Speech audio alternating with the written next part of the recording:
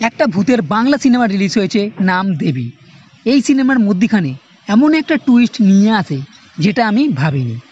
দেবী একটা super natural cinema, যেখানে ডাকিনী আছে। দেবী নামে একটা মেয়ে আছে যার কাছে আছে সুপার পাওয়ার। এই সিনেমা দেখার সময় কিছুক্ষণ পরে ভেবেছিলাম এই সিনেমা হয়তো বাচ্চাদের জন্য বানানো, কারণ ঘটনাটা ঠিক সেই রকমই ছিল। দেবী নামে একটা মেয়ে, বাচ্চা বেলার সিন, সুপার পাওয়ার আছে সেরকম।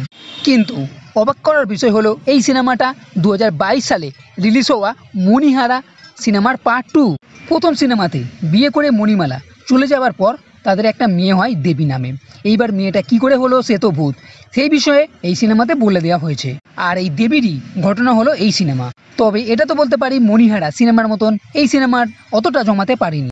এই সিনেমাতে একটা গ্রাম আছে, সেখানকার জঙ্গলে আছে ডাকিনী, যে অমর হওয়ার জন্য 100টারও বেশি বাচ্চার বলি দেয়। কিন্তু আকাশবাণী থেকে জানতে পারে তার মৃত্যুর কারণ একটি মেয়ে দেবী যে জন্মগ্রহণ করে ফেলেছে, যার কাছে আছে কিছু সুপার পাওয়ার। প্রথম থেকে এই পর্যন্ত মোটামুটি ঠিকঠাকই আছে। বাংলা সিনেমাতে সাধারণ ভিএফএক্স হিসাবে যেসব সুপার পাওয়ার দেখানো হয়েছে সেগুলো।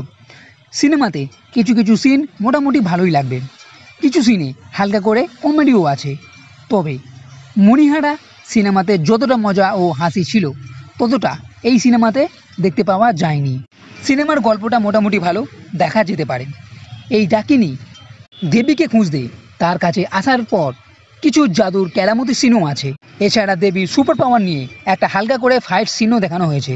যেহেতু এটা মণিহারা পার্ট 2, তাই সিনেমার ক্লাইম্যাক্সে আপনি মণিহারাকেও দেখতে পাবেন। আর এই ক্লাইম্যাক্সটাও ঠিকঠাক আছে।